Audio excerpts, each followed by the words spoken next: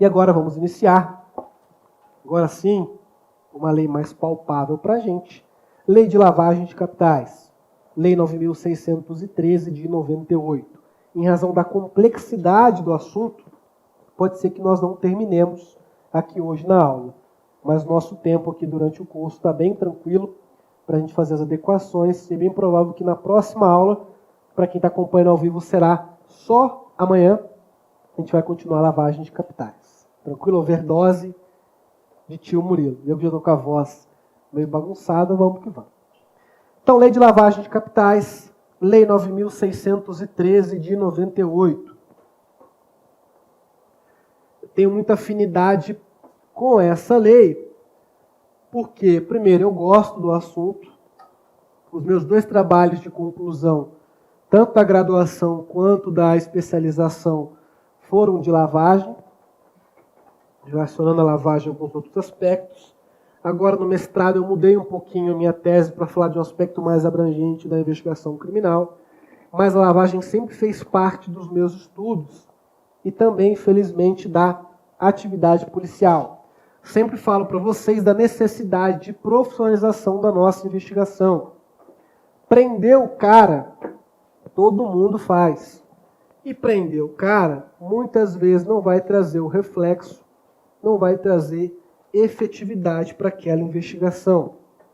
Nós sabemos que no tráfico de drogas, por exemplo, a prisão de um gerente do tráfico, de alguém intermediário, não vai mudar em nada aquele funcionamento.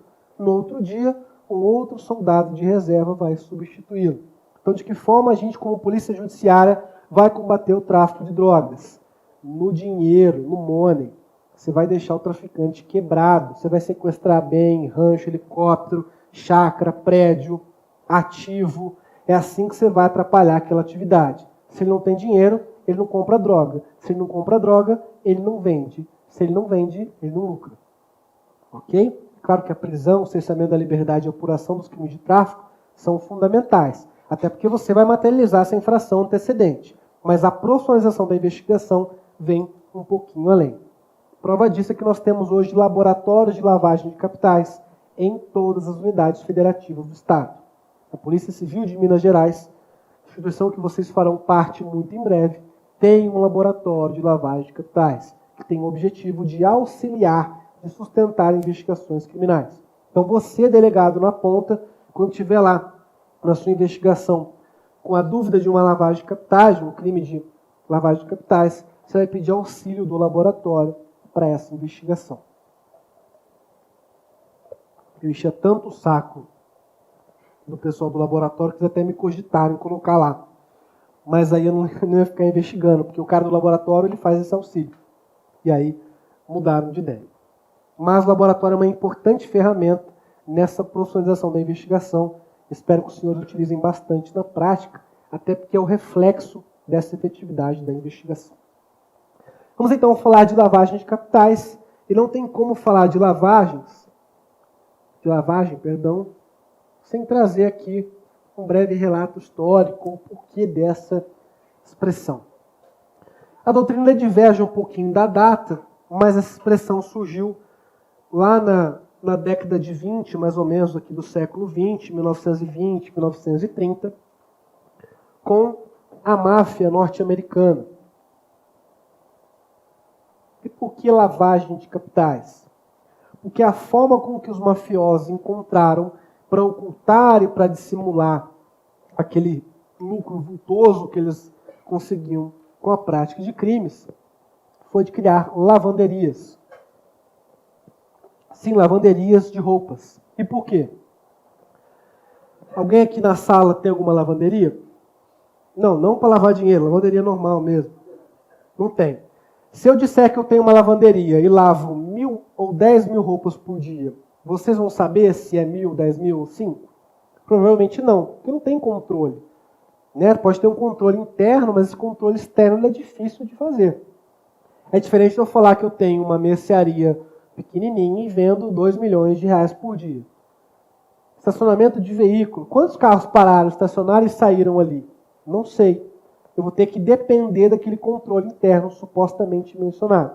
Então a lavanderia ela foi um dos primeiros talvez o primeiro ramo utilizado para ocultar ou para dissimular.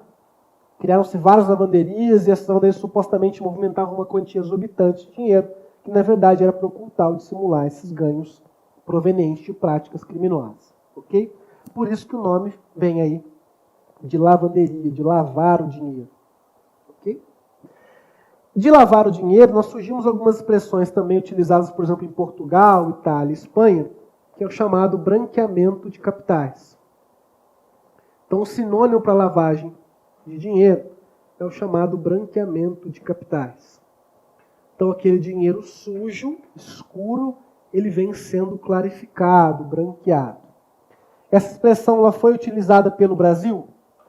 Não. Ok? Na exposição de motivos da própria lei de lavagem de capitais, o legislador rechaçou essa expressão, porque supostamente ela tem um cunho racista, um cunho preconceituoso, dizendo que dinheiro bom é o dinheiro branco e dinheiro ruim é o dinheiro negro, o dinheiro sujo. Ok? Então, apesar desse termo ser utilizado, se vocês forem especializar no assunto, o Gabriel está aqui na sala, sabe o que eu estou falando, que ele fez uma pesquisa relacionada. Em outras legislações internacionais, nós temos essa expressão, mas no Brasil ela foi expressamente rechaçada pelo legislador. Ok? Por conter aí, supostamente, termos racistas. O Brasil foi signatário de 3 importantes tratados internacionais que tinham como objetivo reprimir a lavagem de capitais. Anotem. Convenção das Nações Unidas contra o Tráfico Ilícito de Entorpecentes e Substâncias Psicotrópicas. Convenção das Nações Unidas contra o Tráfico Ilícito de Entorpecentes e Substâncias Psicotrópicas. Se a gente não anotar e cair na prova, quem que vai encher o nosso saco? Elisa. Vai falar que direitos humanos é importante, que a gente não estudou. Então, nos encargos de consciência, anotem isso, pelo amor de Deus.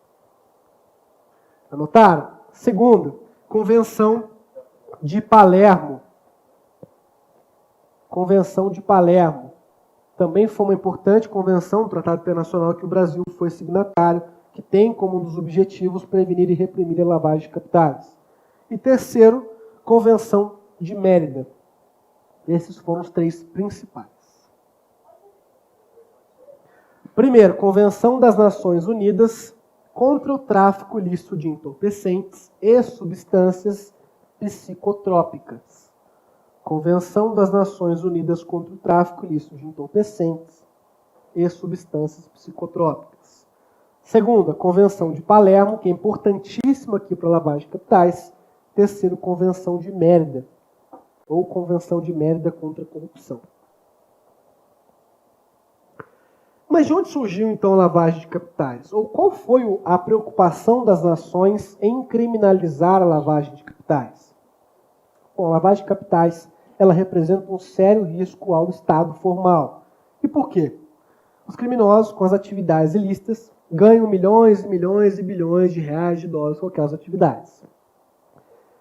Se eles fizessem uso direto, não discreto daquele patrimônio, certamente seriam descobertos em pouco tempo. Concorda? Quem nunca teve aquele vizinho que não tinha nada, tinha amigos esquisitos e apareceu com um Camaro amarelo. Aliás, Camaro amarelo e BMW Z4 branca conversível não é carro para a gente ter. Se alguém tiver na sala, não vamos fazer uma investigação social mais apurada. Ok? Além de péssimo gosto, sempre que você vai fazer uma investigaçãozinha um pouquinho mais complexa, você vai esbarrar no Z4 num Camaro amarelo. Tem que ser amarelo. Camaro branco, preto, não, prata não, é amarelo. Cheguei. Ok? Então, o que acontece? Se esses criminosos fizessem uso não discreto, uso ostensivo desse valor, eles seriam facilmente alcançados. Então, eles passaram a adotar metodologias, técnicas para ocultar e para dissimular. Mediante uma série de transações, colocando as coisas em nome de laranja, de interpostas pessoas, para evitar que o Estado soubesse que aquele lucro, que aquela riqueza fosse proveniente de uma atividade criminosa.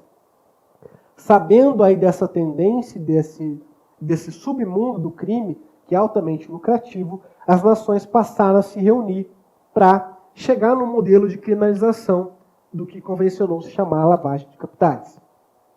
Então, passado tudo isso, o que é a lavagem de capitais? É o processo de ocultação ou dissimulação de bens, direitos e valores. Primeiro vocês entendam, depois quem quiser anotar. Então, o processo de ocultação e dissimulação de bens, direitos e valores provenientes de uma infração penal, crime ou contravenção, com o objetivo de trazer aparência lícita a esses recursos. É você transformar alguma coisa visivelmente suja em visivelmente limpa. Essa coisa vai se tornar limpa 100%? Não. Vai ser uma coisa com aparência de ilicitude. Então, esse processo é a lavagem de capitais. Ok? Ocultação, dissimulação, bens, direitos e valores provenientes de uma infração penal com o objetivo de dar aparência lícita. Qual que era a primeira preocupação das nações? Qual foi o primeiro crime que chamou a atenção com relação a esses recursos? O tráfico de drogas. Então, as primeiras reuniões, os primeiros tratados, as primeiras legislações tinham como preocupação inicial a lavagem de capitais realizada com esses bens, direitos e valores provenientes do tráfico de drogas. E por que isso é importante a gente estudar? Porque nós temos as chamadas gerações das leis de lavagem de capitais. E elas são 3. Isso aqui costuma cair bastante em prova para delegado. Essas gerações não são da lavagem, são das leis de lavagem. De que forma que o legislador tratava o assunto? Leis de primeira geração tinham como infração antecedente apenas o tráfico de drogas. Então, a primeira geração das leis de lavagem de capitais, somente o tráfico de drogas era o crime antecedente. Se o indivíduo fizesse a ocultação ou dissimulação de um dinheiro proveniente de um roubo de carga, por exemplo, nós não tínhamos a lavagem de capitais, já que para as leis de primeira geração, somente o tráfico de drogas. Assim foi a primeira legislação norte-americana, por exemplo. Com a evolução da preocupação e a constatação de que não era somente o tráfico de drogas, que era uma infração possível aí de ter seus bens, direitos e valores ocultados ou dissimulados, nós tivemos as leis de segunda gerações, com um rol taxativo de infrações antecedentes. Então, as legislações possuíam um rol taxativo. Lavagem de capitais só pode ser considerada se tiver como infração antecedente. Inciso 1, tráfico de drogas. 2, roubo. 3, extorsão mediante sequestro. 4, terrorismo. 5, crimes contra a administração pública, etc, etc, etc. Rol taxativo. E é claro que esse rol taxativo era dos crimes mais graves. Um exemplo de lei penal de segunda geração, lei penal de lavagem de capitais de segunda geração, é a nossa Lei 9.613 de 98 em sua redação original. Então, lá em 98, quando foi publicada, a nossa lei era uma lei de segunda geração. Nós tínhamos um rol taxativo de crimes que poderiam ser considerados crimes antecedentes para lavagem de capitais.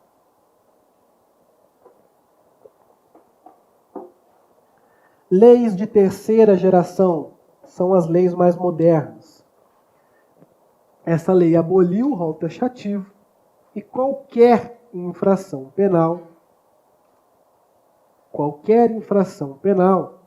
pode ser infração antecedente para lavagem de capitais. Qualquer. Crime ou contravenção. E essa é a nossa atual legislação, sobretudo com a alteração promovida pela Lei 12.683 de 2012. Então, se cai na prova, a legislação atual brasileira de lavagem de capitais é uma lei de terceira geração. E essa alteração foi muito comemorada pela doutrina, porque é possível agora lavagem de capitais de contravenções penais. Vamos imaginar uma contravenção penal famosíssima que tem a sua reprimenda muito tímida pelo Estado no crime, na infração penal, perdão, em si, e que gera uma série de bens, direitos e valores. Jogo do bicho. Ok? Então agora, você consegue fazer a prisão em flagrante de um bicheiro pelo jogo do bicho? Não, vai dar um TCO. Mas, na lavagem de capitais, punida aí com pena de 3, tá? 3 a 8 ou 3 a 10? Nós tivemos uma alteração. Só conferir. Meu Deus, fiquei cego. 3 a 10, exatamente. De 3 a 10 anos, muito mais grave. Ok? Então você provar que aquele jogo do bicho foi uma infração antecedente e daquele lucro exorbitante, ele ocultou, dissimulou, com aparência de licitude, reverteu aquilo depois em joia, em quadro, em patrimônio, com aparência de licitude, você consegue ser responsabilizado por um crime absolutamente mais grave. Ok?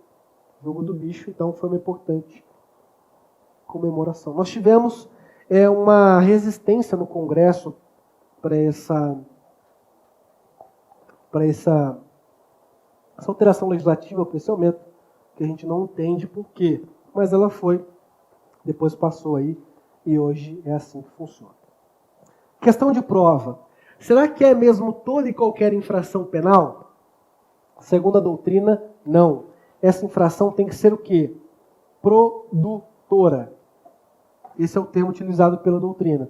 A infração tem que ser produtora, ou seja, capaz de gerar bens, direitos e valores passíveis de ocultação ou dissimulação. Exemplo, contravenção penal de vias de fato. Alguém veio e te deu um beliscão, ou te deu um empurrão. Vai ser possível a lavagem de capitais em razão dessa infração penal antecedente? Não. Ela não é capaz de gerar bens, direitos e valores. Há em tese um permissivo legal, teórico, mas na prática não será possível. Então, para a doutrina, essa infração penal ela tem que ser produtora, capaz de gerar bens, direitos e valores. Produtora. Essas são, então, as 3 gerações e essa constatação inicial. Lembrando que a lei brasileira é uma lei atualmente de 3ª geração. Próximo tema que cai bastante em prova. Fases da lavagem de capitais.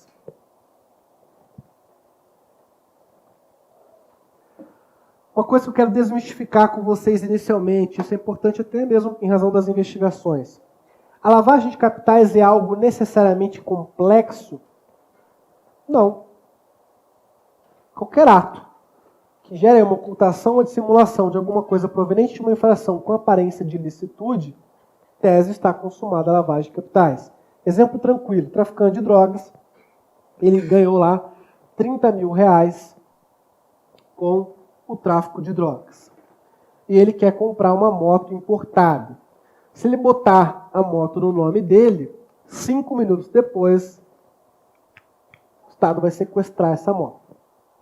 Então o que ele faz? Ele tem um tio que é servidor público. Servidor público lá do alto escalão, tem um rendimento justificável, e no acordo de vontades lá, ele falou, tio, faz o seguinte, eu te dou os 30 mil, você compra essa moto, você consegue justificar perfeitamente com seus rendimentos, com seu imposto de renda, essa moto vai ficar no seu nome, mas eu que vou usar, essa moto é minha. Te dou uma gracinha aí, te dou um dinheirinho, ou você faz isso na camaradagem de tio. É uma atitude simples? Sim. Ele ocultou, dissimulou bens, direitos e valores provenientes do tráfico com aparência de ilicitude? Sim. Se a PM aborda ele com aquela moto, ele fala, não, é do meu tio, tô dando só uma voltinha, meu tio me emprestou. Ele consegue justificar aquilo, entre aspas. É claro que com uma investigação você vai derrubar aquilo, vai gerar lavagem de capitais. Então o próprio Supremo já falou isso. A doutrina se ocupa de uma requintada engenharia transnacional da lavagem, remessa para Hong Kong, paraíso fiscal e volta. É um dos elementos? Sim, mas é imprescindível? Não. A lavagem pode ser algo muito mais rudimentar, algo muito mais simples. Ok? Então, fases. Aqui é muito didático, muito fácil entender. O dinheiro está aqui, dinheiro sujo, e o objetivo aqui é o dinheiro com aparência de limpo. Ok? Quando eu falo dinheiro, não é só dinheiro espécie, bens, direitos e valores. Ok? O objetivo, então, daquele que vai praticar lavagem de capitais é pegar essa quantia do dinheiro sujo e chegar até aqui num dinheiro aparentemente lícito. O que ele vai ter que fazer? Uma série de movimentações, vai ter que chamar um tio, botar no nome do tio, vai ter que fracionar depósito, encaminhar para uma série de laranjas, vai ter que afastar esse dinheiro da sua origem para que a polícia não consiga rastrear, e vai ter depois que fazer essa integração, esse retorno desse dinheiro já com aparência de lícito. Então, segundo a doutrina, o próprio COAF, que é a Unidade de Inteligência Financeira do Brasil, Conselho de Controle de Atividades Financeiras, a gente vai falar disso mais tarde, diz didaticamente que nós temos 3 fases da lavagem de capitais. A primeira é a colocação,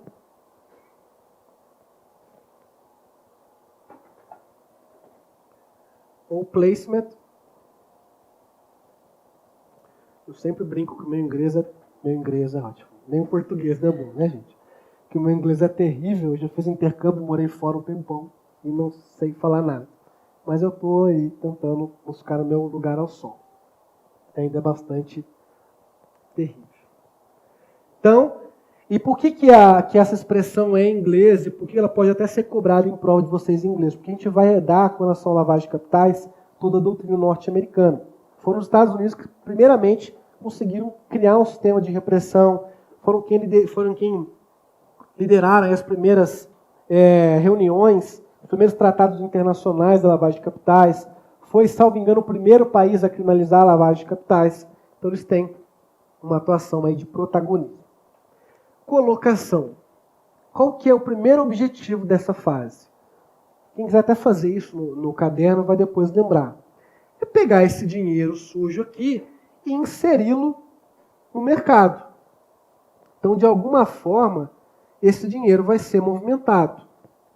Colocação. Colocar o dinheiro no mercado. Inserir o dinheiro sujo em algum local. E aqui pode ser realizado por uma série de técnicas. Fracionamento de depósitos. Então, você vai lá e coloca R$1.000 para cada conta corrente de laranja. Ou você compra um bem e coloca aí no nome de um terceiro. Esse objetivo inicial é pegar esse dinheiro sujo e colocá-lo, inseri-lo no mercado. Segunda fase, ocultação, também chamada de fase de dissimulação. O objetivo aqui nessa segunda fase é, uma vez o dinheiro já colocado, já inserido, evitar o rastreamento da sua origem. Nessa segunda fase, o objetivo é fazer uma série de movimentações para afastar esse dinheiro da sua origem, evitando o seu rastreamento.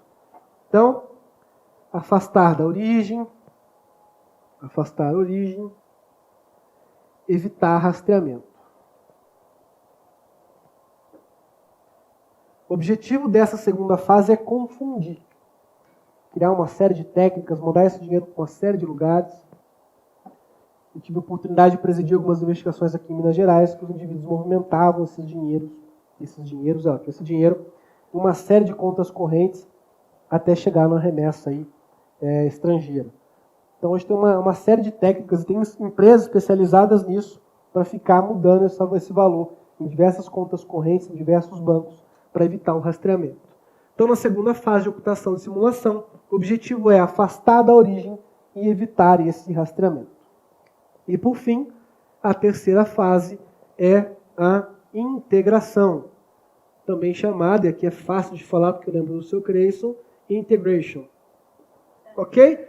O objetivo aqui é, uma vez que esse dinheiro foi colocado no mercado, a gente fez essa misturamba toda aí, agora é devolver ele com aparência de licitude. Então, integrar esse dinheiro, esse bem direito ou valor, com uma aparência de licitude no mercado formal.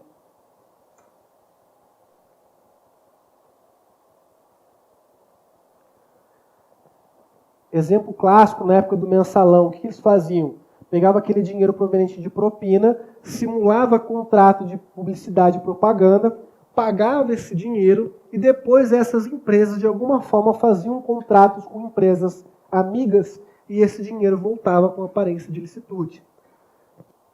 Então, um determinado político recebia uma propina, simulava um contrato de publicidade, esse dinheiro saía daqui e ia para essa empresa, e depois uma empresa amiga, uma empresa em que ele era sócio ou de um amigo, simulava um novo contrato com essa empresa, e esse dinheiro voltava com aparência de licitude. Ok? O COAF teve um caso recente, colocado até numa coletânea que eu vou explicar para vocês depois, em shows em cidades pequenas. Então você pensa, uma cidade pequena, quase não tem arrecadação, chamou aqui, Gabi que estava pensando na Anitta da última aula, chamou a Anitta, Galo das Popozudas, mas os caras não têm dinheiro nem para fazer saneamento básico, como que contrata um show desse? Não paga ingresso, como que reverte isso? E o COAF identificou que em várias cidades o prefeito ele dispensava a licitação, em razão lá de, vocês sabem melhor do que eu, de direito administrativo, show artístico lá, de renomado nome, pagava um valor até superior ao valor de mercado daquele curso. E depois, essa empresa de show, ela simulava uma aquisição de um imóvel que, por caso à parte, era um imóvel pertencente ao chefe do Poder Executivo, comprava uma casa dele que valia 200 mil por 400 mil reais, por exemplo, e esse valor retornava ao chefe do Executivo. Então ele gastava um dinheiro público superior, vamos supor que aquele show custasse 30 mil reais, ele pagava 80, e essa empresa depois simulava um contrato, comprava a casa do prefeito que valia 100 e pagava 180. E aquele valor, de uma certa forma, voltava para aquele chefe do Executivo. Isso aconteceu tantas vezes que virou um exemplo, né, um case na coletânea do COAF. Depois eu vou explicar para vocês dessa coletânea. Falamos aqui então dessas três fases: colocação, ocultação e integração. Acho que ficou bem didático aqui. O dinheiro sujo ele é inserido, depois ele é misturado, afasta-se da origem, evita o rastreamento, e depois ele é integrado ao mercado como se lícito fosse. Aqui ele já é um dinheiro bonito, um dinheiro com aparência de lícito. Ok? Cuidado que o professor Fausto Martins de Santos, que é um desembargador federal, tem várias obras no assunto. Aliás, quem quiser uma obra para se aprofundar, eu até indiquei para o Gabriel, quando ele estava lá na monografia dele, Delinquência Econômico-Financeira, Fausto Martins de Santos. Ele vai trabalhar os crimes de colarinho branco e vai fazer uma análise bem apurada aqui da lavagem de capitais. Para o professor Fausto, nós temos ainda uma quarta fase, chamada de reciclagem. Em que consiste essa quarta fase? Em apagar todos os registros das fases anteriores. Então, para o professor Fausto, o objetivo dessa quarta fase é apagar todos os registros anteriores. Essa corrente aqui ela é majoritária? Perdão. Não, mas pode cair na nossa prova. Ok? Fausto de Santos.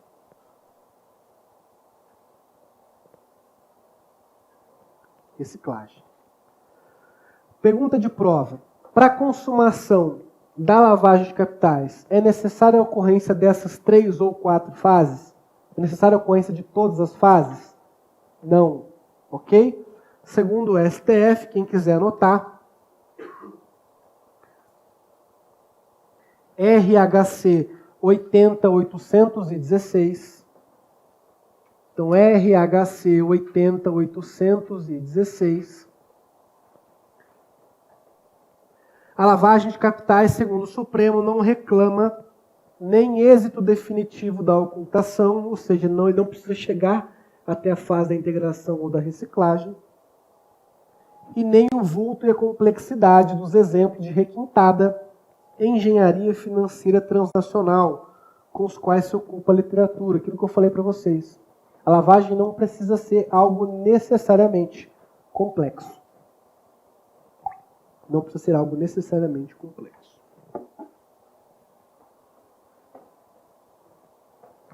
Para quem nunca estudou lavagem, é o primeiro contato, pode ser que façam uma confusão que muitos fazem, e é importante que a gente expurgue agora qualquer tipo de confusão com o que eu vou falar com vocês aqui. Se você entender isso aqui perfeitamente, você vai entender o que é lavagem de capitais e o que não é. Uma coisa é o exaurimento do delito. Então, uma coisa é o exaurimento do delito.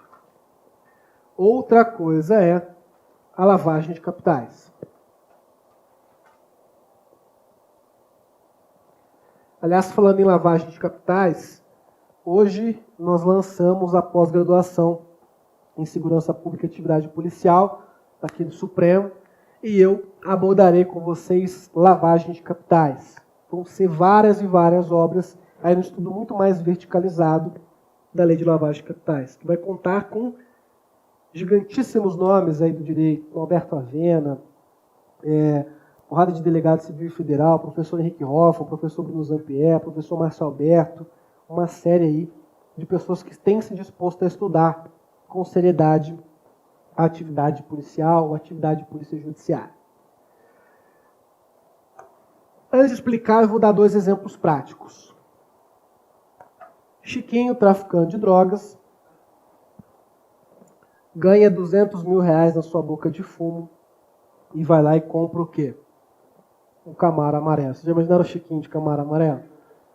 Compra um Camaro amarelo e fala, eu sou peitudo, eu vou botar no meu nome, pode passar no débito.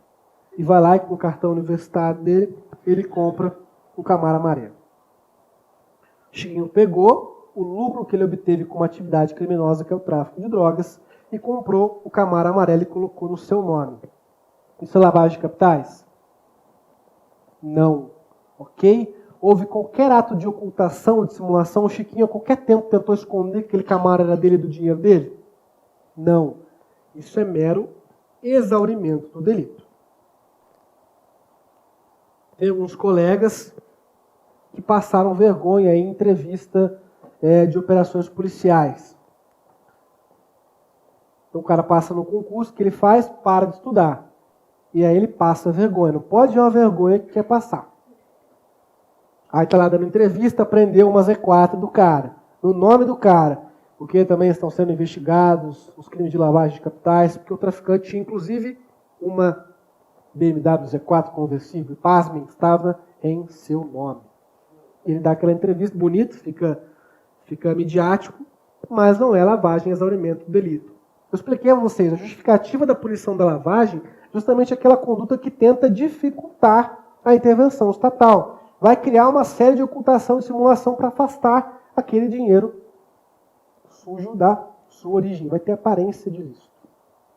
Caso diferente é se o Chiquinho comprasse aquele Camaro com o dinheiro dele, mas colocasse o nome de um terceiro.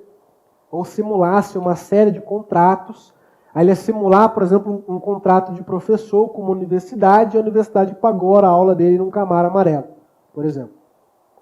Então, mediante contratos fictícios, para justificar aquela compra, essa universidade paga a hora-aula do Chiquinho, ele tem aí uma ocupação secundária de professor, e pagou um Camaro amarelo em hora-aula. Ou seja, uma série de atos para ocultar ou dissimular essa origem ilícita. Então é importante que vocês saibam exatamente isso. Quando é exaurimento e quando é lavagem. O Estado não pode, ou melhor, o Estado não vai punir que o indivíduo compre pertences com aquilo que ele conquistou com o crime. Aliás, é esperado dele que ele faça isso. Ninguém vai cometer um roubo, um tráfico de drogas para deixar dinheiro dentro do colchão guardado. Ele vai, de alguma forma, fazer uso daquele dinheiro. Isso é exaurimento do crime. Tá? Ah, o professor falou que está certo comprar. Não há nada a ver. Só não vai confundir as coisas. Só não é lavagem de capitais. É exaurimento do delito. A partir do momento que ele passa a ocultar ou dissimular aquele dinheiro com técnicas para tornar aquilo com aparência de ilicitude, aí sim nós teremos a lavagem. Ficou claro isso para vocês?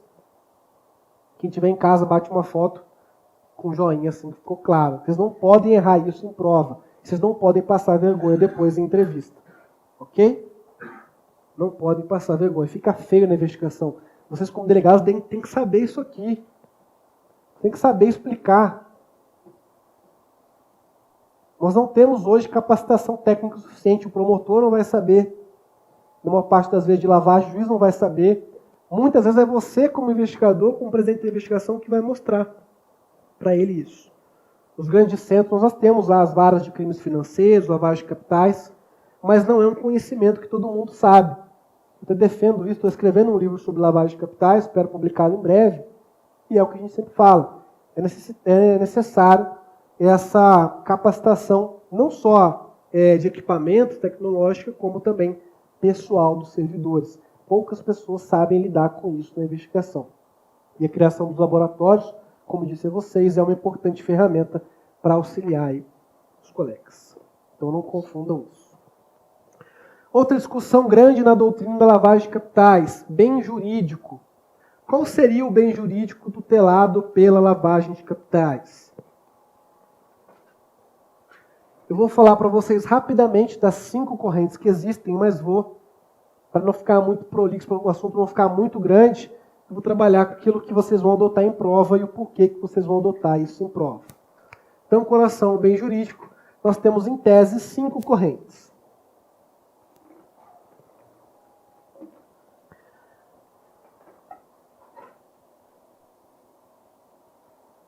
A primeira corrente defende que o bem jurídico é o mesmo bem jurídico que a infração penal antecedente.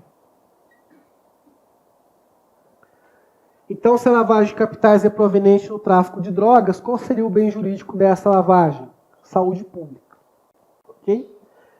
Por que há essa confusão e até mesmo essa primeira doutrina? Porque como as leis penais de lavagem de capitais de primeira geração somente puniam a lavagem proveniente do tráfico, aquela posição de que a lavagem também tutelava a saúde pública não tinha muita discussão prática.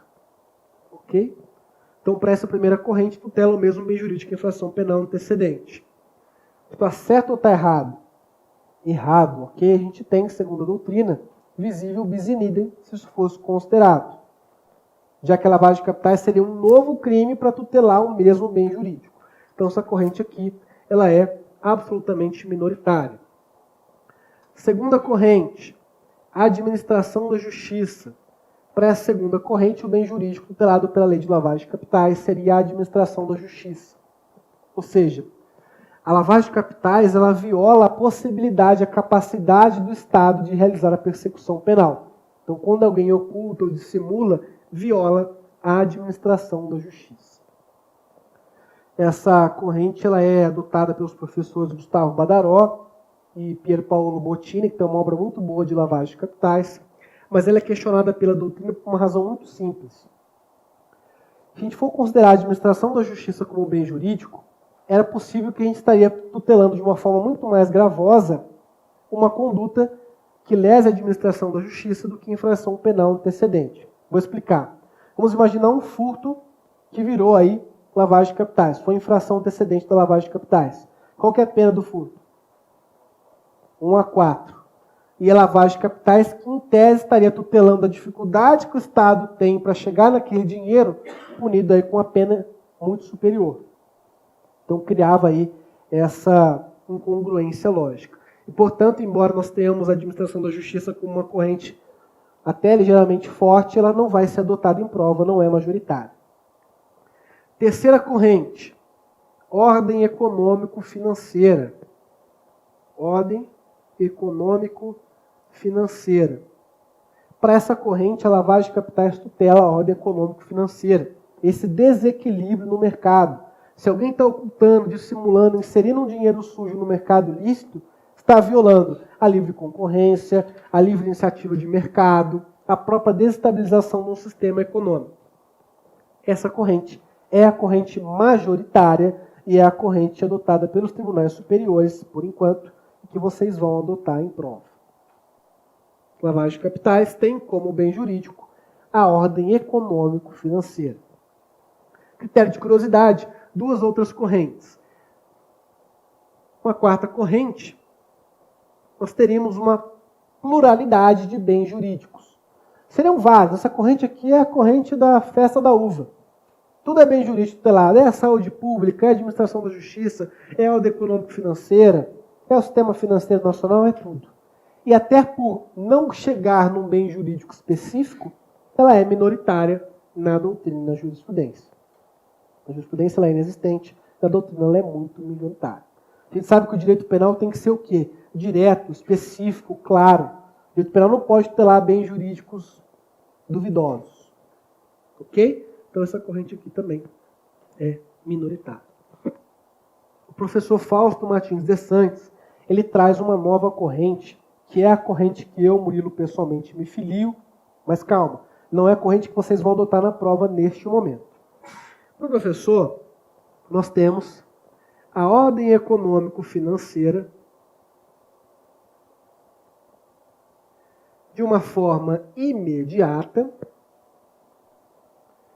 e a administração da justiça de uma forma imediata. Então, o professor Fausto Martins de Santos são dois bens jurídicos.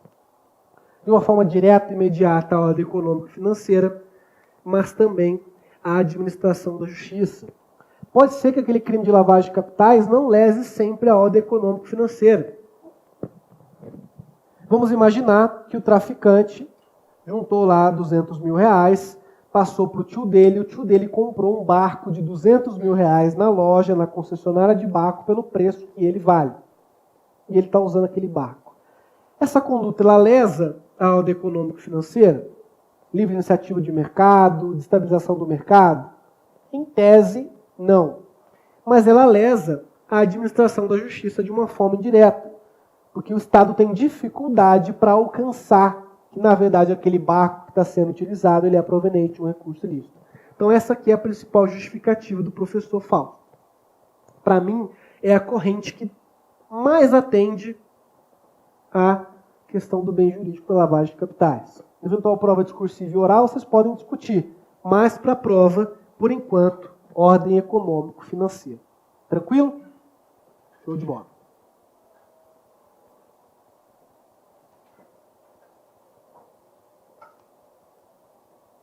Uma crítica que o professor Fausto faz aqui a essa segunda corrente da administração da justiça é que se o bem jurídico tutelado é a administração da justiça, o interesse do Estado em apurar, se essa infração penal antecedente tivesse prescrita, o Estado, em tese, não poderia punir lavagem de capitais. E a gente vai perceber que, na prática, ele pode sim. Ok? Então, a corrente majoritária é da ordem econômico-financeira. Há uma crítica a ela, porque se a infração antecedente for um crime contra a ordem econômico-financeira, vamos pensar, por exemplo, no insider trading, que é um crime lá do mercado de capitais, que é o crime basicamente que o Eike Batista cometeu. Ele tinha uma visão privilegiada de mercado e ele utilizava aquela visão para fazer negócios lucrativos. Lesa a ordem econômico-financeira. Aí o professor Fausto Martins questiona essa corrente majoritária. Olha, se o crime antecedente lesar a ordem econômico-financeira e a lavagem de capitais também, em tese, nós teremos duas punições pelo mesmo bem jurídico. Mas é a corrente ainda que prevalece na doutrina e na jurisprudência. Anotem aí, próximo tema e tema importantíssimo. A acessoriedade da lavagem de capitais. A acessoriedade da lavagem de capitais. A acessoriedade. A gente vai explicar o que isso quer dizer.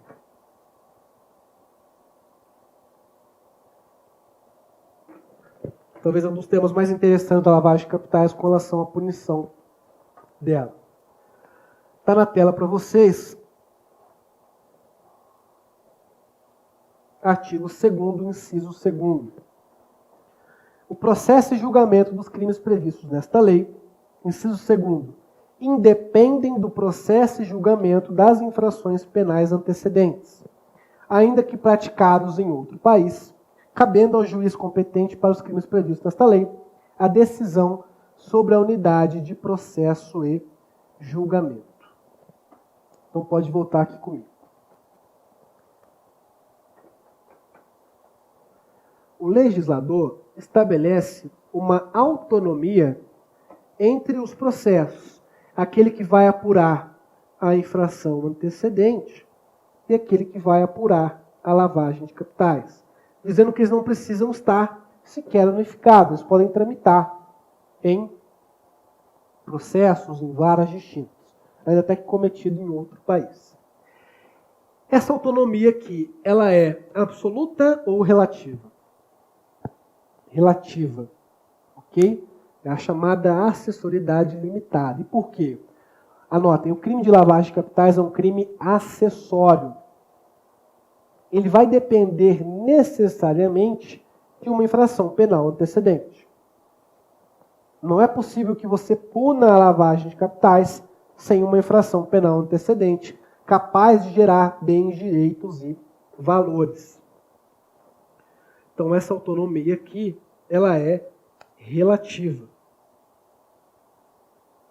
a tramitação pode ocorrer em processos distintos. Mas se ficar demonstrado cabalmente que a infração penal antecedente não existiu, é possível a punição pela lavagem de capitais? Não. Agora tomem cuidado. É possível a punição da lavagem de capitais desde que a infração penal seja típica e ilícita. Só. Ok? Anotem. É possível a punição da lavagem de capitais desde que a infração penal antecedente seja típica e ilícita. Eu preciso saber quem foi o autor da infração penal antecedente? Não. Eu preciso analisar critérios de culpabilidade, de punibilidade? Não. Se a infração penal antecedente for típica e ilícita, é possível a punição da lavagem de capitais. E onde que está isso? Está no artigo 2º, parágrafo 1º, está na tela para vocês. A denúncia será instruída com indício suficiente da existência da infração penal antecedente, sendo puníveis os fatos previstos nesta lei, ainda que desconhecido ou isento de pena o autor, ou extinta a punibilidade da infração penal antecedente. Se a infração penal antecedente estiver prescrita, é possível a punição da lavagem de capitais? Sim. Ok? Tomem cuidado com isso. A única exigência é que a infração penal seja típica e ilícita. Desse parágrafo primeiro que eu li para vocês, nós vamos trair outro tema de prova, que é a chamada, anotem, justa causa duplicada. Justa causa duplicada.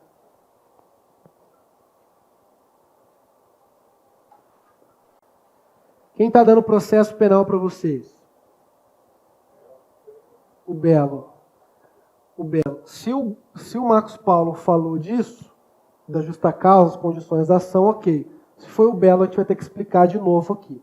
Tá? Mas aí, papel meu explicar. Fui falar disso, tem que explicar. Vocês sabem que uma das condições da ação é justa causa. Indícios mínimos, né, da materialidade daquela infração, de autoria. O membro do Ministério Público não pode ingressar em juízo ou ofertar uma acusação criminal sem elementos mínimos. Aliás, essa é uma garantia do investigado. E lembre-se que o papel fundamental da investigação criminal é evitar acusações infundadas, é evitar acusações temerárias. Para isso que exige a investigação criminal. Vocês, delegados de polícia, vão investigar, descobrir se aquilo tem condições mínimas para que o membro do Ministério Público oferte uma acusação criminal. Vão tutelar garantias individuais da vítima, até mesmo das testemunhas e também do investigado. Na lavagem de capitais, essa justa causa ela é duplicada. E por quê? O membro do Ministério Público vai ter que mostrar tanto os indícios da própria lavagem como da infração penal antecedente. Observem que o artigo 2º, parágrafo 1º, exige somente o quê? Indícios suficientes da existência da infração penal antecedente. Então, para a denúncia, é suficiente indícios da existência da infração penal antecedente. É claro que para um decreto condenatório, aí não. Nós vamos ter que ter prova da existência daquela infração penal antecedente. Ok?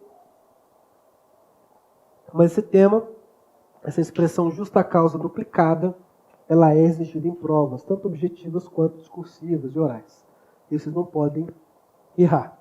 O membro do Ministério Público vai ter que trazer tanto informações da própria ocultação de simulação da lavagem, como dessa infração penal antecedente. A chamada justa causa duplicada.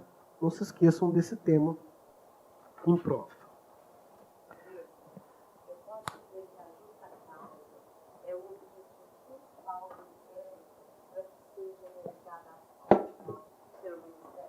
Vamos lá, a colega do presencial fez uma pergunta aqui, importantíssima, porque eu vou desmistificar uma afirmação que é constantemente veiculada na doutrina tradicional. Ela perguntou se ela poderia afirmar que a justa causa é o principal objetivo do inquérito policial da investigação criminal. Ou seja, se o inquérito policial tem como função primordial a função preparatória, dar condições ao Ministério Público ingressar em juízo. Por muito tempo, isso foi considerado como verdade na doutrina. Aliás, a doutrina mais rasa, mais tradicional, que não está aí ligada na nova e moderna investigação criminal e na nova visão de polícia judiciária, ainda vai considerar que a função do inquérito é meramente preparatória. O inquérito seria unidirecional. A única função do inquérito, segundo a doutrina tradicional, é dar elementos suficientes, elementos mínimos para o promotor ingressar em juízo e ofertar a acusação penal. Tomem cuidado que essa não é a visão moderna de polícia judiciária. A visão moderna é que o inquérito tem duas funções. A primeira, menos importante, é a preparatória, e a segunda e mais importante é a função preservadora. A investigação criminal tem como função principal evitar acusações infundadas. Evitar que o membro do Ministério Público pegue uma informação de uma vítima, de uma testemunha, e já, ingresse com uma denúncia em juízo, né? E outra coisa, não tem nada a ver com isso. Já ingressa em juízo com uma denúncia, com uma acusação formal, tornando aquele pessoa réu sem uma investigação preliminar. Então, nós vamos trabalhar isso no Estatuto do Delegado, talvez até amanhã. A função primordial da investigação e do inquérito hoje, como principal instrumento, é a função preservadora. Tem o objetivo de preservar o cidadão. Ninguém quer ter um inquérito policial instaurado em seu desfavor. Ninguém. Já é um visível constrangimento, quanto mais uma ação penal. Ok? Então, se alguém chegar na sua delegacia e falar, doutor, a minha vizinha ela é traficante de drogas, ela guarda uma porrada de droga lá dentro da casa dela, vive cheio de pessoa lá em casa, lá na casa dela, não tem nada a ver com isso, e ela é traficante de drogas. Você vai de cara instaurar um inquérito policial figurando aquela pessoa como investigada? Não. Você vai instaurar uma VPI, uma verificação preliminar dessas informações, uma verificação da procedência dessas informações. Você vai pegar uma equipe sua e vai falar, descobre quem é aquela vizinha, descobre se ela tem algum registro pretérito por tráfico, vamos fazer uma campanha naquele endereço, vamos ver se há uma movimentação atípica de pessoas. Você não vai de cara com lá, instaura inquérito policial, portaria investigada e vai intimar ela. Isso é um visível constrangimento. A gente tem que ter como delegado responsabilidade. Algum de vocês quer ter um inquérito instaurado com base numa denúncia anônima unicamente? Numa informação rasa de alguém? Claro que não.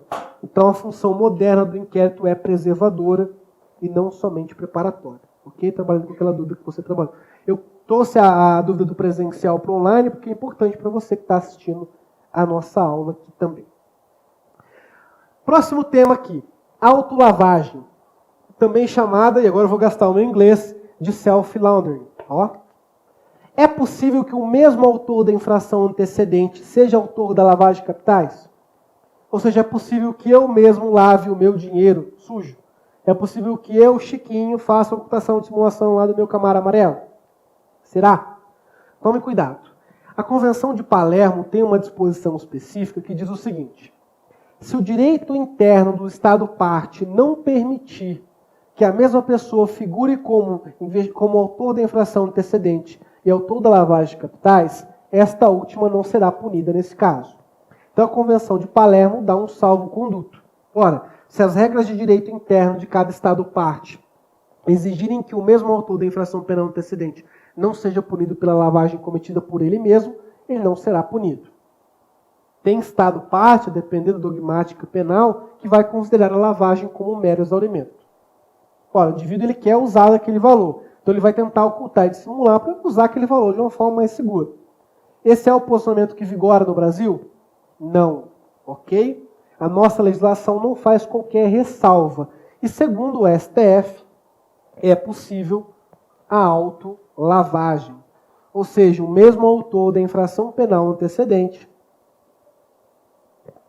responder pela lavagem de capitais. Quem quiser anotar, STF, inquérito 2471. Inquérito 2471. A ementa ela é bastante didática. Não sendo considerada a lavagem de capitais mero exaurimento do crime de corrupção passiva, é possível que dois dos acusados respondam por ambos os crimes, inclusive em ações penais diversas. No presente caso, servindo os indícios da corrupção advindos da ação penal tal, como o delito antecedente da lavagem. Então, segundo o Supremo, no Brasil a lavagem não é mero exaurimento. Lembre-se da diferença que eu fiz aqui com vocês. Então, é possível a ocorrência da chamada autolavagem ou self-laundering do inglês. Okay? Quem tiver dificuldade no inglês, vai estar no material escrito lá que o pessoal colocar. Mas não tem um segredo. Mentira, não vai escrever não. Self-laundering. Que é autolavagem. Não tem dificuldade não. Porque lembrando que a gente adota várias das terminologias norte-americanas. Com isso, encerrando o nosso horário de hoje, nós falamos dessa primeira parte da lavagem de capitais. E na aula de amanhã, ou quem estiver me assistindo gravado na próxima aula, a gente vai esgotar a lavagem de capitais. Eu vou trazer uma série de outros temas dentro da lavagem, falando um pouquinho mais da investigação criminal da lavagem, da importância do COAF, da classificação pela jurisprudência como crime permanente. Vamos falar um pouquinho das pessoas sujeitas ao mecanismo de controle e como que, de fato, a gente faz essa investigação na prática. Dentro de lavagem, competência. A quem compete processar e julgar os crimes de lavagem de dinheiro? Você chega todo dia para bagunçar minha aula, né, Tiagão? E eu sempre coloco esse banco só para te ferrar aqui na frente. Vamos lá, então. Competência. Em regra, a competência para processar e julgar os crimes de lavagem de dinheiro, de lavagem de capitais, é da Justiça Estadual. Ok? Cuidado com aquela velha visão, se o bem jurídico é a ordem econômica e financeira, então será da Justiça Federal. Cuidado. Em regra, Justiça Estadual. Quando que será então processado e julgado pela Justiça Federal? E a lei de lavagens traz isso de uma forma bastante expressa. Está na tela para vocês. Artigo 2º, inciso 3º. São da competência da Justiça Federal a, quando praticados contra o sistema financeiro e a ordem econômica e financeira. Pausa aí e volta comigo. Professor, o senhor falou ontem que o bem jurídico tutelado, depois de discorrer de 5 correntes, era a ordem econômica e financeira, certo? Certo. A própria lei de lavagem diz que é de competência da Justiça Federal quando atingir a ordem econômica e financeira, certo? Certo. Então todo crime de lavagem vai ser de competência da Justiça Federal, certo? Não, errado. Qual que é a interpretação da doutrina desse dispositivo? Do artigo 2º, inciso 3º-A da lei de lavagem. Só vai ser da competência da Justiça Federal quando atingir o sistema financeiro, a ordem econômica e financeira como um todo, ok? O interesse nacional, o interesse não apenas local. Ok? Então fazem aí uma marcação, um asterisco no caderno. Então, quando praticados contra o sistema financeiro e a ordem econômica e financeira, segundo a doutrina, só quando atingir a ordem econômica, o sistema financeiro como um todo. E, na verdade, quando atingir como um todo, vai ser a continuidade do nosso inciso, da nossa linha. Então, quando praticados contra o sistema financeiro e a ordem econômica e financeira, ou em detrimento de bens, serviços ou interesses da União, de suas entidades autárquicas ou empresas públicas. E por quê? Quando essa lavagem atingir o sistema financeiro, a ordem econômica e financeira como um todo, nós teremos também o interesse da União lesado. Então, na verdade, esses dois incisos, essas duas disposições na mesma linha, vão representar uma situação praticamente igual. Ok? Então, anotem aí, quando lesar o sistema financeiro, a ordem econômica e financeira como um todo, e quando atingir interesse, bens ou serviços da União, das suas entidades autárquicas ou empresas públicas. Isso aqui está dentro daquilo que a gente já sempre bate com relação à competência da Justiça Federal, e a linha B, da lei de lavagem, traz uma informação adicional. Quando a infração penal antecedente for de competência da Justiça Federal. Assim, a lavagem de capitais proveniente de um tráfico internacional de drogas será sempre de processo e julgamento da Justiça Federal. Se a infração penal antecedente que vai dar causa a essa ocultação, dissimulação, for de competência da Justiça Federal, nós teremos a lavagem também sendo processada e julgada pela Justiça Federal. Ok? Não se esqueçam, além disso, da súmula 122 do STJ, que diz: compete à Justiça Federal o processo e julgamento unificado dos crimes conexos de competência federal e estadual. Então, se a gente tem um crime estadual e um crime federal conexo, a Justiça Federal vai atrair essa competência. Esse raciocínio também vale aqui para a lavagem de capitais. Tranquilo? Essas são as principais hipóteses, então, que será de competência da Justiça Federal. Nunca se esqueçam, para a prova, daquele disposto no artigo 109, 5º da Constituição Federal, que na prática ele é muito discutido em razão dos tratados internacionais, enfim. Mas o artigo 109, 5º, fala que será de competência da Justiça Federal quando a lavagem for praticada além do território nacional e houver tratado ou convenção internacional que o Brasil é signatário, que obrigue o Brasil a reprimir a infração. Ok? Tomem cuidado com relação a isso, porque está no artigo 109, 5º, e pode ser objeto de cobrança da nossa prova. Mas na prática há muita discussão em razão disso. Lembra que a gente falou de crimes ambientais, animais exóticos, crime transnacional? Vocês observaram que a jurisprudência ela dá uma balizada nisso aí. Ok? O que tem que saber aqui? Regra, Justiça Estadual. Quando a infração antecedente for de competência da Justiça Federal, a lavagem também será. E quando atingir bens, interesses, serviços da União, ou o sistema financeiro, ou a ordem econômico-financeira como um todo, também serão de competência da Justiça Federal. Próximo tema, e tema interessantíssimo para a nossa prova, porque é um tema relativamente recente, e um tema que chama atenção, porque foge um pouco do óbvio.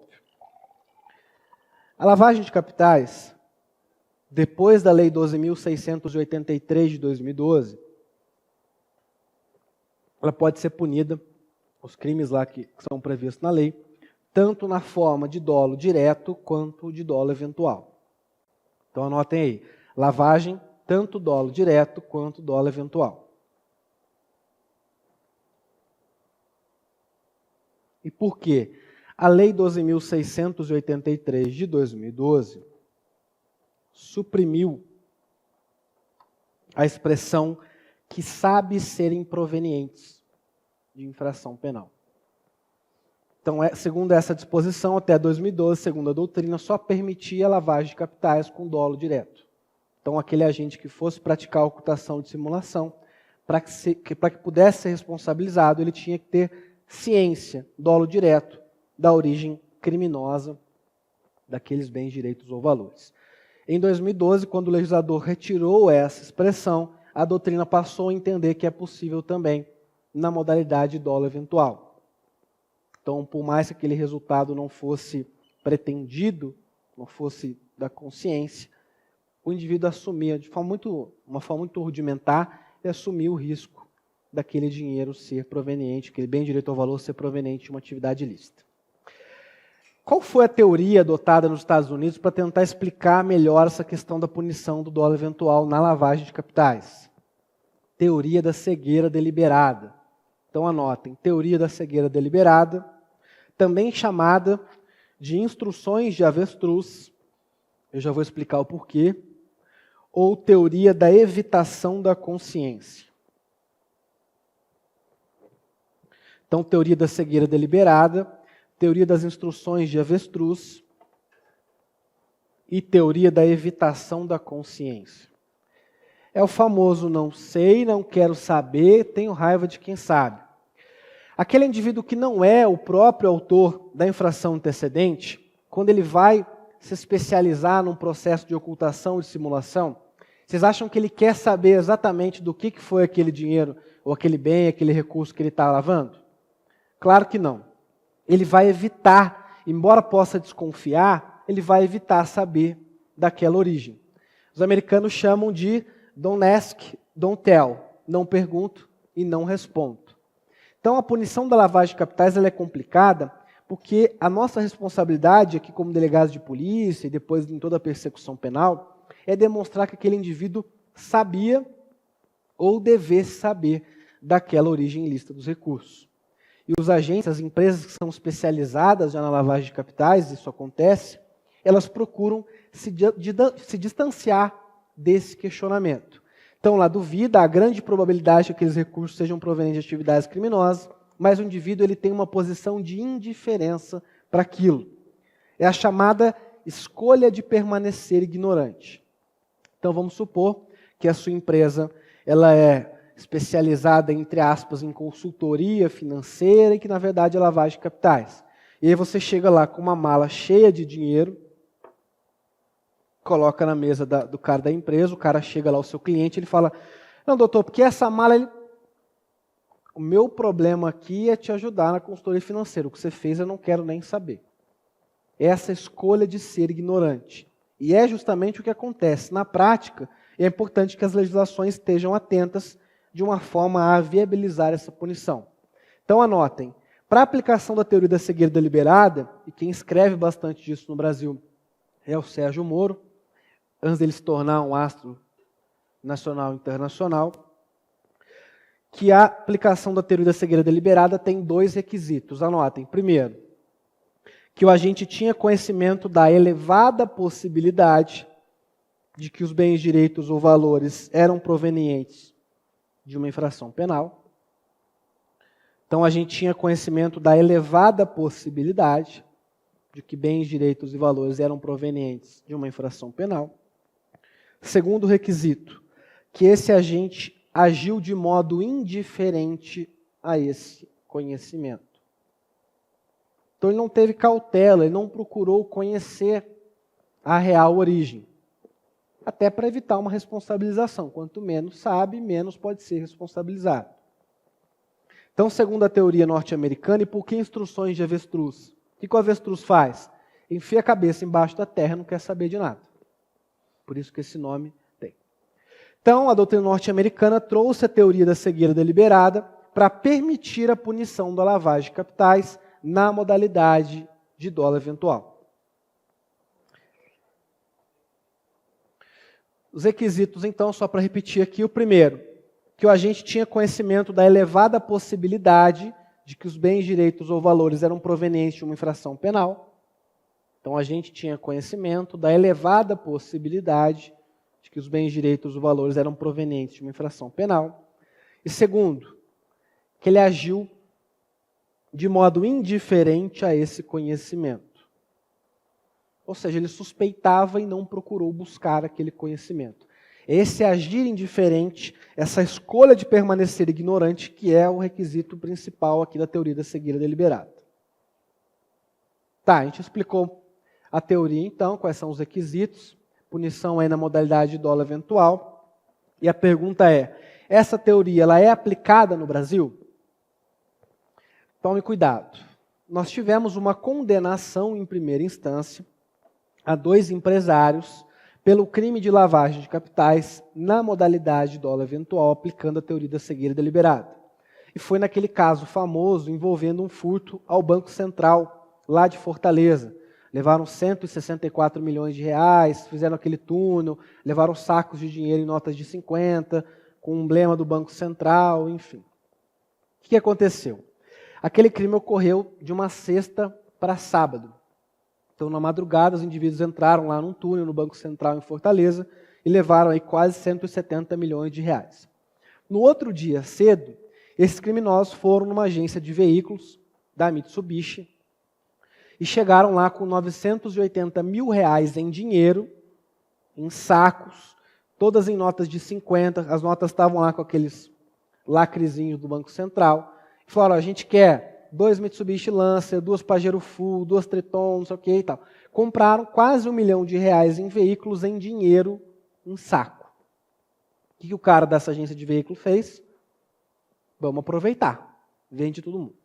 E eles deixaram ainda mais 260 ou 250 mil reais para aquisições futuras, porque a agência não tinha veículo suficiente para entregar.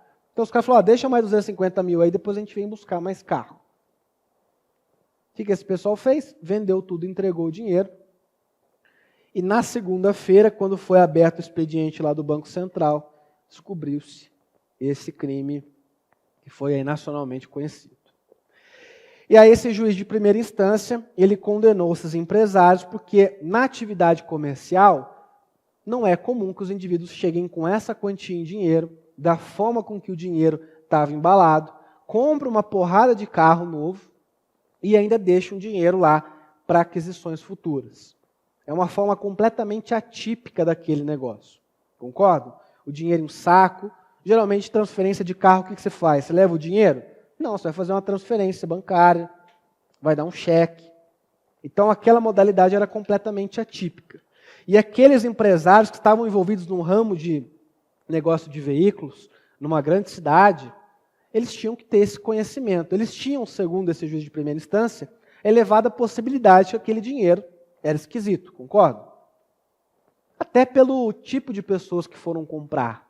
Né? As pessoas que fizeram esse furto, depois alguns foram presos, eram pessoas relativamente simples, não tinham poder aquisitivo, eram especializados nesses grandes crimes patrimoniais, mas eram pessoas que não apresentavam lá as características comuns que aqueles empresários estavam acostumados. Segundo, eles agiram de modo indiferente, não questionaram, venderam os veículos, colocaram dinheiro no bolso. E não avisaram, não fizeram nenhuma comunicação para o COAF, nenhuma comunicação para qualquer outro órgão, narrando aquela suposta suspeita. E aí o caso chegou até TRF5, salvo engano, e o TRF5 absolveu todos eles, com uma série de argumentos, dizendo que eles não tinham o dever de comunicar ao COAF, porque na época eles não eram obrigados pela lei, mas a fundamentação principal da sentença foi que o crime foi cometido antes da Lei 12.683, e que, portanto, a lavagem só era punida na modalidade de dolo direto. Ok? Então, o TRF5 disse, em outras palavras, é permitida sim a aplicação da teoria da cegueira deliberada no Brasil, mas não nesse caso, até porque ele foi cometido antes da possibilidade desse agente ser responsabilizado por dolo eventual. O único precedente que a gente tem no Brasil é esse. Então, a doutrina diz que, primeiro, é possível sim a aplicação da teoria da cegueira deliberada, já que os indivíduos podem ser responsabilizados pelo dolo eventual, mas a gente depende desse lapso temporal depois aí de 2012, da Lei 12.683. Me parece, segundo os bastidores, que nós teremos outro caso de teoria da cegueira deliberada que está para ser analisado por um tribunal superior envolvendo um parlamentar federal. Ok? Parece que esse parlamentar pediu para um assessor movimentar na sua conta corrente particular uma série de recursos aí expressivos e parece que está uma discussão aí no Tribunal Superior em razão da aplicação dessa teoria da cegueira deliberada. Mas a gente vai depender desse julgamento. Na sua prova, se cair se é possível, sim, segundo a doutrina é possível, ok? Já que o dolo eventual é uma das modalidades para a responsabilização. Se for uma prova discursiva ou oral, vocês podem até citar esse caso prático. Eles foram condenados em primeira instância, mas absolvidos no Tribunal Regional Federal. Tranquilo? Essa, então, é a teoria da cegueira deliberada. Próximo tema aqui nosso, COAF. A gente já falou na aula algumas vezes o COAF, mas o que é o COAF? COAF é uma sigla de Conselho de Controle de Atividades Financeiras e é um órgão brasileiro que tem uma infinidade de funções relacionadas à lavagem de capitais. O COAF é aquele órgão que vai adotar soluções preventivas para a lavagem de capitais, é o órgão que vai realizar um diagnóstico do crime de lavagem de capitais no Brasil e é o órgão responsável pela centralização das informações de lavagem de capitais. Eu quero que vocês leiam em casa depois. Há um capítulo na Lei de Lavagens que diz pessoas sujeitas ao mecanismo de controle. O que isso significa? Uma série de pessoas físicas e jurídicas são obrigadas legalmente a comunicar ao COAF transações suspeitas, transações que evidenciem algum indício de lavagem de capitais. Então vamos supor o Gabriel aqui na nossa sala, vamos supor que ele é um estudante universitário lá do Paraná, recebe uma mesada do pai de R$2.000 e é aquilo que ele movimenta na conta dele. Então ele usa aquela para comprar cachaça, para comprar miojo, para comprar salsicha. Que mais? É só isso que a gente compra na época de faculdade. Convite de festa, pipoca de micro-ondas, só. Ele faz uma movimentação típica lá da sua subsistência. Aí vamos imaginar que em um determinado mês para frente, ele começa a receber uma série de depósitos em sua conta corrente. E esses depósitos entram na sua conta corrente e vão para a conta corrente de uma série de pessoas em regiões de fronteira. Então sai lá da conta dele, vai para uma conta lá em Ponta Porã, depois Foz do Iguaçu, ele começa a receber dinheiro, ele começa a depositar dinheiro em espécie na sua conta corrente. Ou seja, uma série de movimentações atípicas. É certeza de que o Gabriel está fazendo arte? Não, mas é uma movimentação atípica. Então o banco ele tem obrigação, nesse caso, de comunicar ao COAF. COAF, não sei o que está acontecendo aqui, mas essa transação é atípica. Essa transação ultrapassou um limite legal. Fez uma transação de dinheiro de acima de 10 mil reais, por exemplo, uma série de regramentos administrativos. E o COAF vai receber essa informação e vai filtrar. Então vamos dar uma investigada aqui, vamos apurar o que está acontecendo. Então o COAF ele tem essa função principal de receber essas informações e mais, de comunicar às autoridades também. Então o COAF vai encaminhar para vocês, delegados de polícia, uma informação envolvendo o investigado lá daquela sua área de circunscrição, da sua área de atribuição. Ok? O COAF tem essa atribuição de realizar um diagnóstico, de receber essas informações e de passar também para as autoridades. Quando o COAF ele faz essa informação, ele faz por meio de um relatório de inteligência financeira, conhecido por RIF. Então, o COAF faz um relatório de inteligência financeira conhecido por RIF. Esse RIF ele pode ser de duas hipóteses. Ele pode ser espontâneo ou de ofício, que é quando o COAF ele mesmo elabora esse relatório e encaminha para uma autoridade, então ele recebe essa comunicação de uma pessoa sujeita a esse mecanismo de controle. Bom, vamos lá, o indivíduo mora então em Aracaju, é em tese aqui um crime federal, vou encaminhar para o delegado de polícia federal daquele local. Bom, é um crime de lavagem aqui, de um crime estadual, na cidade de BH, vou encaminhar para o delegado que tem atribuição para esse caso. Esse é o RIF espontâneo ou o RIF de ofício. Mas nós temos também o RIF de intercâmbio. E esse RIF de intercâmbio é o que vocês vão usar em maior parte na prática. E como que ele funciona? Eu estou investigando o pessoal e estou desconfiado da prática de lavagem de capitais. Então eu tenho lá alguns investigados pessoas físicas, alguns investigados pessoas jurídicas. E eu quero saber do COAF se tem alguma informação que já chegou lá. Então você vai solicitar ao COAF. COAF, alguém já mandou alguma coisa aí? Ou COAF, você tem alguma coisa para me dizer? E aí, por meio do SEI, Sistema Eletrônico de Intercâmbio, você, delegado de polícia, faz uma requisição direta para o COAF. E aí o COAF vai informar, por meio do RIF, que é o relatório de inteligência financeira, se há algum tipo de informação lá. Uma curiosidade prática, o RIF é imprescindível nas investigações de lavagem de capitais. Então você pergunta lá, Joãozinho das Couves e a empresa Pet Shop, tal. Se o COAF tiver informações, ele vai te responder em poucos dias dizendo, olha, o Joãozinho das Couves já efetuou um saque no valor de 30 mil reais no Banco do Brasil, agência tal, em Vila Velha. Questionado pelo banco, ele não demonstrou a origem dos valores, esse valor foi remetido para uma empresa lá do norte do país, e essa empresa possui convênio de transferência eletrônica com a Bélgica, já foi notificado para uma empresa de seguros, e essa empresa Pet Shop, ela tem como um dos seus sócios um tio do Joãozinho das Couves. O COAF ele vai fazer uma análise bem bacana, uma análise de vínculo bem legal, e vai encaminhar para você, delegado de polícia.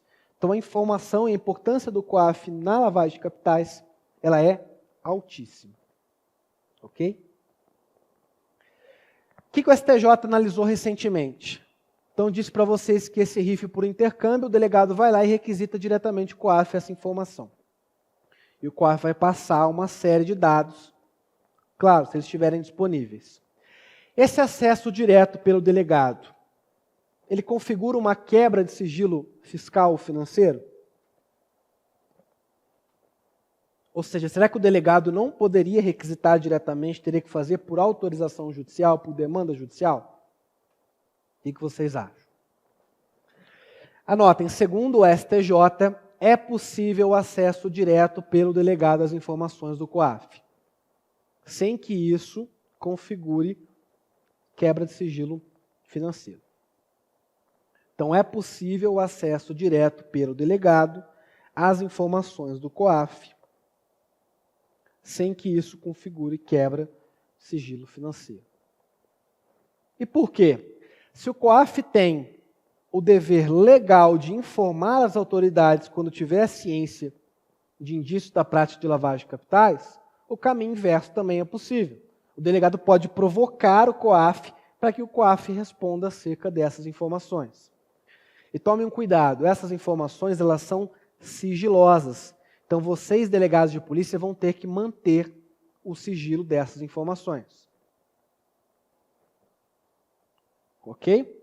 Você pode ter o acesso direto, mas para que você utilize essas informações, junte no inquérito policial, aí sim você vai depender de uma autorização judicial. Então volta. Para requisitar, para ter acesso às informações, o delegado pode fazer de forma direta, mas ele tem que manter o sigilo. Se ele for juntar essa prova no inquérito policial, ele vai precisar de uma autorização judicial. Na prática, como funciona? O delegado requisita com as informações do COAF. Ah, tá, então o COAF já me deu o caminho. Eu vou representar agora pelo afastamento do sigilo bancário, financeiro, fiscal de todos esses envolvidos para chegar até nessas informações. Ok? Pode fazer acesso direto? Pode, mas deve manter o sigilo dessas informações. Tranquilo? Nossa prova, talvez o examinador não vá tão a fundo. Ele vai perguntar a vocês se o delegado pode requisitar diretamente, segundo o STJ. Pode sim, não há problema nenhum. Ação controlada. Aquela técnica especial de investigação que nós já falamos na Lei de Organizações Criminosas, que nós já falamos na Lei de Drogas, também é possível aqui na lavagem de capitais. E ela está lá no artigo 4º da Lei de Lavagem. Ação controlada é possível para a investigação de lavagem de capitais, está no artigo 4º da Lei 9.613. Está na tela para vocês.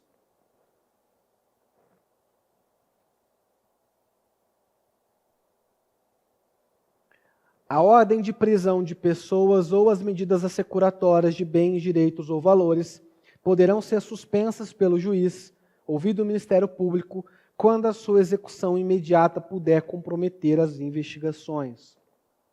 Ordem de sequestro de bens, ordem de prisão, mediante representação da autoridade policial ouvido o MP, o juiz pode suspender quando a sua execução imediata puder comprometer as investigações. O que é isso? Ação controlada. Ok? Na lei de lavagem de capitais, precisa de autorização judicial? Sim. Ok? Não confundam isso.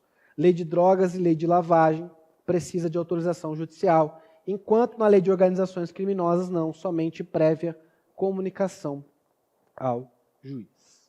Vimos então os principais aspectos da lavagem de capitais: fases, conceitos, gerações, bem jurídico, competência, teoria da cegueira deliberada, possibilidade de punição a dolo eventual. Falamos do COAF, falamos do acesso direto pelo delegado, e tem mais duas informações importantes que eu quero que vocês anotem. Primeiro, é possível o manejo da técnica especial de investigação da colaboração premiada na lavagem de capitais. E está lá no artigo 1º, parágrafo 5º da Lei 9.613. Então escrevam aí, colaboração premiada, artigo 1º, parágrafo 5º. Quais são os 3 possíveis benefícios que podem ser concedidos na Lei de Lavagem de Capitais? Primeiro, diminuição da pena e fixação de regime inicial aberto ou semiaberto. Então, diminuição da pena e fixação de regime inicial aberto ou semiaberto. Esse é o primeiro prêmio legal, o primeiro benefício legal que pode ser concedido ao colaborador na Lei de Lavagem de Capitais. Segundo, substituição da pena privativa de liberdade por pena restritiva de direitos. Substituição da pena privativa de liberdade por pena restritiva de direitos. E terceiro, extinção da punibilidade pelo perdão judicial. Extinção da punibilidade pelo perdão judicial. Esses são os três principais, ou melhor, são os três possíveis requisitos, benefícios legais que podem ser concedidos para o colaborador na lei de lavagem de capitais. Não confundam o perdão judicial da colaboração com o perdão judicial lá do homicídio culposo, ok? Embora o efeito seja o mesmo, extinção da punibilidade, são institutos que têm o mesmo nome, mas são diversos. Aqui o perdão judicial é um perdão. Você colaborou, a gente está satisfeito com a sua colaboração, sua punibilidade vai ser extinta. Lá do homicídio culposo, lembre-se, são quando as consequências daquela infração penal forem mais danosas do que a própria pena. O famoso pai que esquece lá o filho dentro do carro e o filho morre de insolação, enfim, aqueles casos trágicos. A consequência daquele ato culposo vai ser mais danosa que a própria pena, então a pena se torna desnecessária e o juiz aplica o perdão judicial. Tranquilo?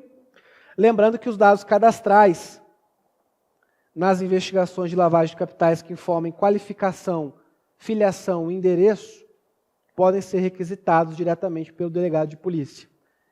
Previsão idêntica da lei de organizações criminosas. Na lei de lavagem está lá no artigo 17b.